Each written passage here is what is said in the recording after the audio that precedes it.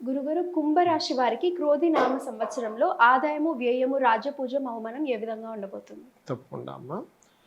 క్రోధినామ సంవత్సరంలో కుంభరాశి వారికి కనుక చూసుకున్నట్లయితే ప్రత్యేకంగా గుర్తుపెట్టుకోండి, రాశిలో శని సంచారం జరుగుతుందమ్మ వీరికి. అయితే ఆదాయము, వ్యయము, రాజ్యపూజ్యం, అవమానం గురించి తెలుసుకుందాం. ముందుగా 14 ఉంది వీళ్ళకి కూడా. అంటే ఖర్చు ఎంత ఉందో ఆదాయం కూడా అంతగానే చూపిస్తుంది. కాకపోతే రాజ్యపూజ్యం, అవమానం బాగుంది. అంటే రాజ్యపూజ్యం 6 ఉంటే అవమానం 1 ఉంది. అంటే మెచ్చుకునే వాళ్ళ సంఖ్య చాలా ఎక్కువగా ఉంది కాబట్టి వీళ్ళకి ఆ రూపంలో హ్యాపీనెస్ అనేటువంటిది వస్తుంది. అయితే ఈ ఖర్చు తగ్గించుకోవాలంటే ఏం చేయాలి కుంభరాశి వారు చూసుకున్నట్లయితే, ముఖ్యంగా ఖర్చు అనేటువంటిది వీళ్ళకి ఏ నెలలో ఎక్కువగా చూపిస్తుంది అంటే పర్టికులర్గా జూన్ నుంచి 4.5 months కాస్త ఎక్కువ ఖర్చు చూపిస్తుంది. ఎందుకంటే శని వక్రిస్తాడు ఆ టైంలో. అసలు సాధారణంగానే ఏళ్ళనాడు శని నడుస్తుంది, జన్మలో శని ఉన్నాడు, కొంత స్ట్రెస్ అనేటువంటిది ఉంటుంది. అయితే ఖర్చు తగ్గాలి అంటే ఎక్కువగా నువ్వులు దానంగా ఇవ్వాలి. నువ్వులు ఎంత దానంగా ఇస్తుంటే అంత ఖర్చు తగ్గుతుంది. దత్తాత్రేయుడు ఆరాధన ఎంత చేస్తూ ఉంటే అంత ఖర్చు తగ్గుతుంది. ఇక మిగతా అంశాలు చూస్తున్నట్లయితే రాశిలో శని సంచారం ఉన్నందుకు కొంచెం కొద్దిగా బ్యాక్ పెయిన్స్ రావడము, పెయిన్స్ అనేటువంటివి, వర్క్ స్ట్రెస్ అనేటువంటిది పెరుగుతూ ఉంటుంది. కాకపోతే జాబ్స్ కోసం ప్రయత్నం చేసేటువంటి వారికి కూడా చాలా బాగుందని చెప్పుకోవచ్చు. విదేశీ ధనయోగం ఉంది ఈ సంవత్సరం వీరికి. ఎందుకంటే రాహు 2వ స్థానంలో ఉన్నాడు కదా, అందుకని విదేశీ ధనయోగం ఉంది చెప్పాలంటే. కాకపోతే వీళ్ళు ఏదైనా బంగారు ఆభరణాలు కానీ వస్తువులు కానీ కొనుగోలు చేసేటప్పుడు కొంచెం జాగ్రత్తగా ఉండాలి. Banking sectors, teaching, revenue department ఇట్లాంటి వాటిల్లో ఏదైనా గవర్నమెంట్ జాబ్స్ కోసం ట్రై చేసేటువంటి వారికి కూడా యోగం ఉంది చెప్పాలంటే. అలాగే మరొక విషయం ఏంటంటే ఇక్కడ వీరికి ప్రత్యేకంగా వివాహ ప్రయత్నాలు చేస్తే కనుక చాలా బాగుంటుంది. ఎందుకంటే మే వరకు వివాహ ప్రయత్నాల్లో చాలా బాగుంది వీరికి. డబుల్ ట్రాన్సిట్ అంటారు. అంటే శని గురువులు ఇద్దరు కూడా 7వ స్థానాన్ని చూస్తున్నారు. కాబట్టి 7వ స్థానాన్ని చూస్తున్నందుకు మే వరకు చాలా బాగుంది. మరలా అక్టోబర్ నుంచి మళ్ళీ వీళ్ళకి వివాహ ప్రయత్నాలు చేస్తే కనుక చాలా బాగుంటుంది. అదేవిధంగా 8వ స్థానంలో కేతు ఉన్నందుకు పూర్వీకుల ఆస్తులకు సంబంధించిన విషయంలో గలాటాలు కావచ్చు, గొడవలు కావచ్చు, పేపర్స్ ఏవో మిస్ అయ్యాయని వీళ్ళ కుటుంబ సభ్యులే ఏదో మాయ చేసి మేము ఇంతకుముందు ఇది కొనుక్కున్నాం, ఇది మాది, ఇట్లాంటివి చేయడం ఇట్లాంటివి చూపిస్తుంది. కాబట్టి అటువంటివి రాకుండా ఉండాలంటే గణపతి ఆరాధన, వారాహి అమ్మవారి యొక్క అష్టోత్తరాలు చదువుకున్నట్లయితే ఆ యొక్క ఇబ్బంది అనేటువంటిది రాకుండా ఉంటుంది. గుర్తుపెట్టుకోండి. ఓకే, అది మెయిన్గా చూసుకోవాలి. అలాగే మరొక విషయం ఏంటంటే ఇక్కడ దీంతో పాటు పర్టికులర్గా ఈ యొక్క క్రోధినామ సంవత్సరంలో వీరికి ఉద్యోగ అవకాశాలు అయితే బ్రహ్మాండంగా ఉంటాయని చెప్పుకున్నాం మనము.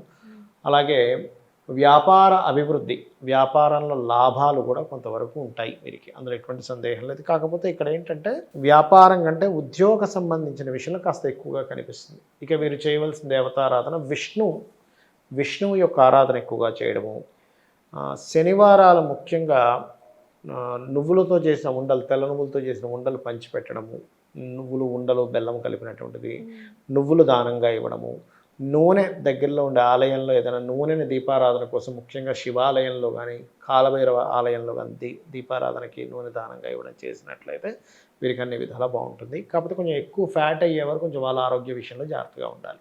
గురుగారు, ఈ క్రోధినామ సంవత్సరంలో దేశవ్యాప్తంగా ఏ విధంగా ఉండబోతుందంటారు? తప్పకుండా అమ్మ. అయితే ఇది క్రోధినామ సంవత్సరం రాకముందు నుంచే ప్రారంభమైంది. మనం ఆల్రెడీ జనవరిలో కూడా ప్రిడిక్ట్ చేశాము. ఫిబ్రవరి నుంచి కొన్ని బాంబు పేలుళ్ళు కానీ, గొడవలు కానీ, అల్లర్లు కానీ, ముఖ్యంగా మనకి నీటిలో ప్రయాణించే వాళ్ళకి ఇబ్బందులు కానీ ఉంటాయని. అయితే ఇప్పుడు నెక్స్ట్ ఇంకా ఈ క్రోధినామ సంవత్సరం ఆల్మోస్ట్ మే వరకు కూడా స్టార్టింగ్లో ఏంటంటే అసలు ఊహించినటువంటి మార్పులు, కొంచెం సైనికులకి, రక్షణ వ్యవస్థలకి, అదేవిధంగా అంటే కొంత రాజులు ఏంటంటే క్రోధినామ సంవత్సరానికి అధిపతి కుజుడు అయ్యాడమ్మ. కుజుడు అంటే ఏంటంటే ఫైటింగ్కి కారకుడు. ఎవరి జన్మజాతకంలో ఉన్న కుజుడు బలంగా ఉన్నాడు అనుకోండి, వాళ్ళు ఫైటింగ్ చేయడానికి బాగా ఇష్టపడతారు. అంటే కయ్యానికి కాలు దూతూ ఉంటారు. ఎప్పుడైతే రాజు కుజుడు అయ్యాడో ఎక్కువ యుద్ధ వాతావరణానికి దారితీస్తుంటుంది. ఇప్పుడు మన ఇండియన్స్ రకరకాల దేశాల్లో కూడా ఉంటారు. వాళ్ళు ఎటువంటి ఇబ్బంది పడకుండా ఉండాలంటే ముఖ్యంగా కాలభైరవ అష్టకం చేసుకోవాలి. మ్యాక్సిమం వీలైనంత మటుకు కొంచెం ధాన్యం నిలవబెట్టుకోవడం ఈ క్రోధినామ సంవత్సరం. ఎందుకంటే యుద్ధ వాతావరణం వచ్చినప్పుడు ఎప్పుడు ఎలా ఉంటుందో తెలియదు సిచ్యువేషన్స్. అందుకని కొంచెం ఇటువంటి జాగ్రత్తలు తీసుకోవాలి. అంటే ఫైటింగ్కి ఎక్కువగా ప్రాధాన్యత ఉంటూ ఉంటుంది, గొడవలకు ఎక్కువ ప్రాధాన్యత ఉంటూ ఉంటుంది. అంటే ఏదైనా సరే మత కల్లోలాలు, ఘర్షణలు మనం ఒకటి ఊహిస్తాం లాస్ట్ వరకు ఇలా జరుగుతుందేమో అని. ఇప్పుడు ఎలక్షన్స్ సంబంధించిన విషయంలో కూడా ఒకటి కంప్లీట్ ఇంక ఇది ఫిక్స్ అనుకున్నది కాస్త కంప్లీట్ రివర్స్ అయిపోతుంది. అటువంటి సిచ్యువేషన్స్ వస్తాయి క్రోధినామ సంవత్సరంలో. కాబట్టి ఒకటే, కుజుడు అధిపతి అయ్యాడు కాబట్టి సుబ్రహ్మణ్యేశ్వర స్వామిని ఆరాధించడం అందరూ, నరసింహస్వామిని ఆరాధించడము, వరాహమూర్తిని ఆరాధించడము, అదేవిధంగా కాలభైరవుని ఆరాధించడము, ఇవి పర్టికులర్గా సామాన్య ప్రజలకు ఎటువంటి ఇబ్బంది కలగకుండా ఉండేలా చేస్తుంది. ఇది ఆల్రెడీ జనవరి ఫిబ్రవరి నుంచే స్టార్ట్ అయింది దీని ప్రభావం. క్రోధినామ సంవత్సరంలో ఇంకాస్త ఇటువంటి ప్రభావం ఎక్కువగా ఉంటుంది. ఇది ఎవరైతే చేసుకుంటారో వీళ్ళకి ఇబ్బంది అనేటువంటిది 1% కూడా ఉండదు. ఓకే గురుగారు, మరి అలాగే డేట్ ఆఫ్ బర్త్ తెలియని వాళ్ళు చాలా మంది ఉంటారు. అవునమ్మా. వాళ్ళకి రాశి తెలీదు, నక్షత్రం తెలీదు, ఏమీ తెలీదు.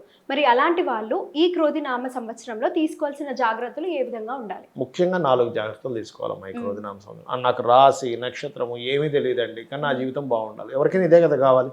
రాశి నక్షత్రం తెలిసినా తెలపైనా జీవితం బాగుండాలి, అంతే కదా. వాళ్ళు పడ్డ కష్టానికి ఫలితం రావాలి, మోసపోకూడదు, బాగుండాలని కోరుకుంటారు కదా. ఒకటే గుర్తుపెట్టుకోండి, పాయింట్ నెంబర్ 1, మీరు ఏ రాశి అయినా మీరు ఏ పని ప్రారంభించేటప్పుడైనా 2 మంత్రాలు చెప్తాను. ఒకటి ఓం నమో నారాయణాయ, ఓం మహాగణాధిపతయే నమః అని చెప్పి చేసుకున్నట్లయితే మీరు ఏ పని ప్రారంభిస్తున్నా క్రోధినామ సంవత్సరంలో అద్భుతంగా ఉంటుంది. రెండవది ఏమిటి అంటే గుర్తుపెట్టుకోండి, దీంతోపాటు జాబ్ సంబంధించిన వ్యాపార సంబంధించిన విషయాలు క్రోధినామ సంవత్సరంలో మే వరకు కొంచెం జాగ్రత్తగా ఉండాలి. వారు ఏ రాశి వారైనా ఏ నక్షత్రం వారైనా. క్రోధినామ సంవత్సరంలో ముఖ్యంగా ఏంటంటే విదేశీ సంబంధించిన వాటికి అందరికీ కూడా ఎక్కువ స్కోప్స్ పెరుగుతాయి ఈ క్రోధినామ సంవత్సరం. ఎందుకంటే న్యాచురల్ మీన రాశిలో రాహు ఉన్నాడు కాబట్టి అదొకటి బాగా ఉంది. అయితే విదేశాలకు వెళ్ళాలి అనేటువంటి ఇది కొంచెం యోగం ఉన్న ఈ క్రోధినామ సంవత్సరం మీన రాశిలో రాహు సంచరిస్తున్నాడు కాబట్టి తొందరగా అనుగ్రహిస్తుంది. అలాంటి వారు డైలీ 2 times హనుమాన్ చాలీసా చేసుకున్నట్లయితే తొందరగా యోగం అనేటువంటిది పడుతుంది. మంగళ బుధవారాలు అప్పులు జోలికి వెళ్ళొద్దు క్రోధినామ సంవత్సరంలో ఎవరైనా కానీ, ఎందుకంటే బుధరాశుల్లో కేతు ఉన్నాడు కాబట్టి. ఓకే, అదేవిధంగా ఈ క్రోధినామ సంవత్సరంలో ఉద్యోగ సంబంధించిన విషయాలు గురువారం రోజు తొందరగా ఫలితాన్ని ఇస్తాయి ఈ క్రోధినామ సంవత్సరంలో. ఈ జాగ్రత్తలు తీసుకుంటూ అందరికీ కూడా ఒకటే ఏంటంటే, ఇప్పుడు జన్మ నక్షత్రము రాశి తెలుస్తేనేమో నేను ఫలానా దేవతని ప్రార్థించాలి అని ఉంటుంది. కానీ మనకు శాస్త్రంలో ఏముందంటే సూర్య భగవానుల్లోనే అందరూ ఉంటారు.